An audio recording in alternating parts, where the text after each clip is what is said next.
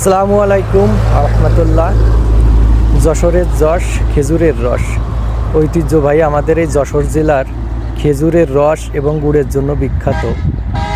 কিন্তু প্রতিনিয়ত খেজুর গাছের সংখ্যা এবং গাছের সংখ্যা কমে যাওয়ার কারণে আমাদের ঐতিহ্যবাহী যশোর জেলার নাম দিনে দিনে ম্লান হয়ে যাচ্ছে। তাছাড়া আরও অন্যতম একটি কারণ হচ্ছে রস চুরি করে খাওয়া। দেখেন, এই ছোট্ট ঘরটি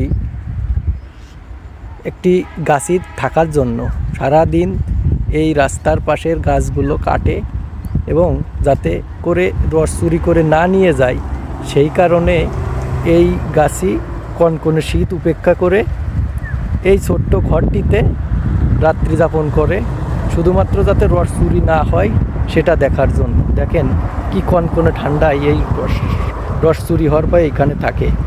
আসলে এরকমটা হতে থাকলে আমাদের যশোর জেলার ঐতিহ্য দিন দিন কমে যাবে এবং আমাদের এই ঐতিহ্যবাহী পেশাটা যশোর জেলা থেকে উঠে যাবে। সবাইকে ধন্যবাদ।